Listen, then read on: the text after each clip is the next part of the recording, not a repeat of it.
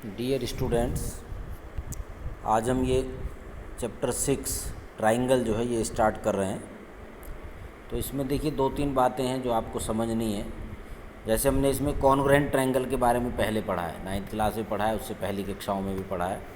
तो इसमें क्या आता है कि two figures are said to be congruent if they have the same shape and same size.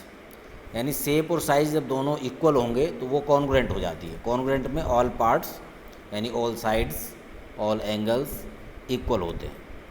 और यहाँ पर जो दूसरी बात आ रही है सिमिलर फिगर। अब सिमिलर फिगर या सिमिलर ट्राइंगल में तो ट्राइंगल आ जाएगा, फिगर्स में वो किसी भी टाइप की फिगर्स आ सकती है। तो यहाँ पर क्या आता है कि two figures having the same shape and not necessarily the same size are called similar figure. यानी ओनली शेप जो है वो सेम है और साइज जो है सेम नहीं है, तो वो सिमिलर हो जाएगा। बट कॉन्ग्रुएंट में क्या है, शेप और साइज दोनों सेम चाहिए। जैसे यहाँ पर हमने एग्जाम्पल लिखा, तो एग्जाम्पल में क्या है, ये फर्स्ट एग्जाम्पल में 2 स्क्वायर है। एक स्क्वायर जो है ये स्मॉल है और एक लार्ज है। तो यहाँ पर क्या है, लेकिन दोनों की क्या है, शेप सेम है। दोनों स्क्वायर हैं, शेप सेम है। स्क्वायर की कंडीशन होती है 4 साइड्स इक्वल। तो यहाँ पर शेप दोनों की सेम है, साइज डिफरेंस है, तो ये सिमिलर फिगर है।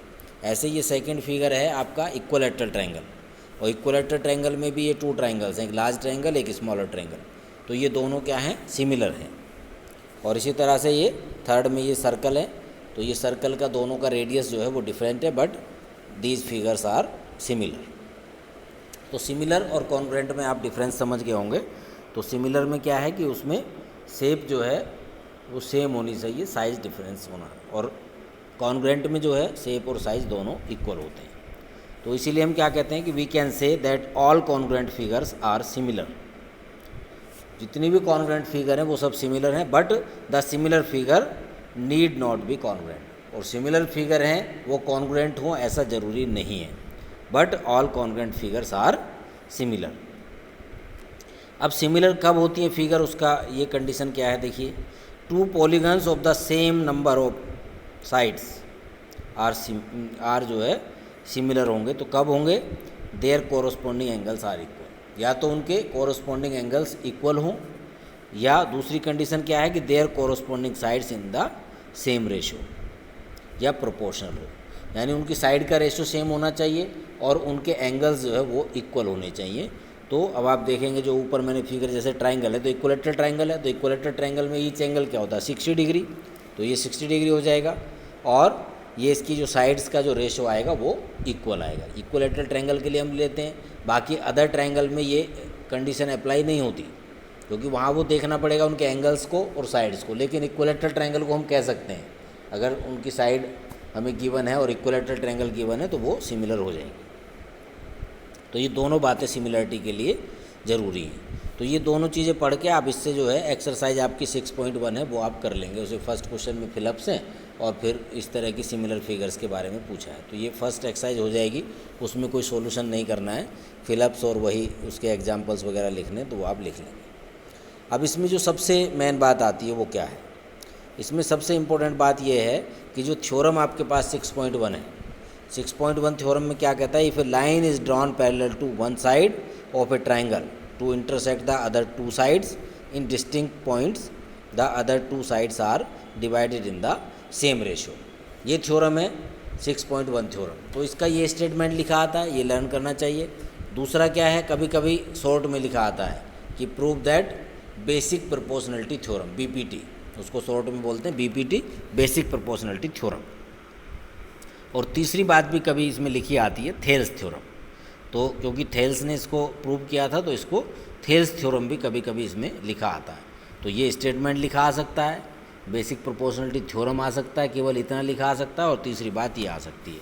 तो ये तीनों आपको ध्यान में रखनी है। अगर इनमें से कुछ भी लिखा आता है तो यही थ्योरम आपको प्रूव करनी है। प्रूव करते समय पहले गिवन लिखा जाएगा। तो गिवन में क्या है कि ये triangle ABC in which a line parallel to side BC intersect other 2 sides AB and AC at D and E respect. हमें ट्राइंगल ABC गिवन है, BC उसके पैरेलल गिवन है, और ये जो अदर 2 साइड्स को ये D और E पर इंटरसेक्ट कर रही है। आपको प्रूव क्या करना है इसमें, to prove AD upon DB equals to AE upon EC, ये आपको प्रूव करना है। अब देखिए ये थ्योरम है आपके पास, इसका कंस्ट्रक्शन हमने क्या किया इसमें, कंस्ट्रक्शन में एक तो join B E and C D and then draw D M perpendicular A C, ये जो है, एंड ई एन जो आपके पास है परपेंडिकुलर ए बी। तो डी एम उस पर परपेंडिकुलर है ए सी पर, और ये ई एन जो है वो ए बी पर परपेंडिकुलर है। अब देखिए प्रूव करेंगे हम इसमें, तो प्रूफ में क्या करेंगे, हमने इसमें ले लिया है now area of triangle A D ई, ये ऊपर ए डी ई है, तो एरिया क्या होता है ट्रायंगल का, 1/2 बेस इंटू हाइट।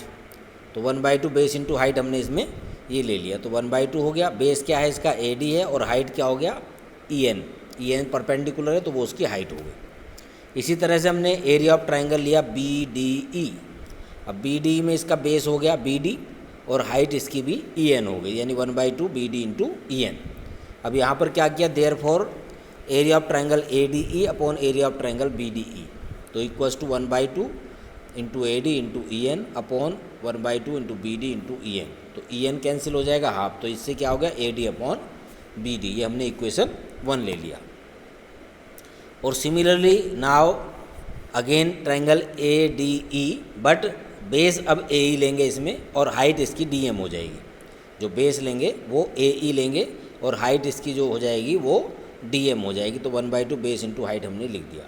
इसी तरह दूसरा ट्रायंगल लिया डी ई सी, तो अब इसका बेस हो गया ई सी, और हाइट इसकी हो गई डी एम। तो यहाँ पर भी हाफ और डी एम ये कैंसिल हो गया, तो ए ई अपॉन ई सी आ गया, ये पहले और दूसरे से 2 इक्वेशन आ गए। अब इनमें क्या प्रॉब्लम आ रही है, आप देख रहे हैं दोनों में ट्रायंगल ए डी ई तो लिखा है, लेकिन जो डिनोमिनेटर है उसमें लिखा है ऊपर वाले में ट्रायंगल बी डी ई, और इसमें लिखा है ट्रायंगल डी ई सी। अब ये दोनों इक्वल तब होंगे जब ये इक्वल हों, तो हमने क्या लिखा है, but area of triangle B D E equals to area of D E C, ये हमने लिख दिया कि ये दोनों इक्वल हैं। अब क्यों इक्वल हैं उसका रीज़न देखिए, तो because they have same base D E and between the same parallel B C and D, क्योंकि कब होते हैं, जो हमने थ्योरम पढ़ी है कि अगर दे हैव सेम बेस और बिटवीन सेम पैरेलल, तो they are equal in area. तो यहाँ पर ये इक्वल इन एरिया में ये आ गए। So from equation first, second and third से हमारे पास क्या आ गया, area of triangle A D E upon area of triangle B D E equals to area of triangle A D E upon area of triangle D E C, और इनकी value रखी तो A D upon B D equals to A E upon E C. ये इसका आपके पास relation आ गया, तो ये आपको प्रूव करना है। तो ये थ्योरम है आपकी बीपीटी यानी 6.1 थ्योरम। इस तरीके से इसका प्रूफ करेंगे, इस तरीके से लिख के इसको सॉल्व करेंगे। इंपॉर्टेंट थ्योरम है, इसको करिएगा। धन्यवाद।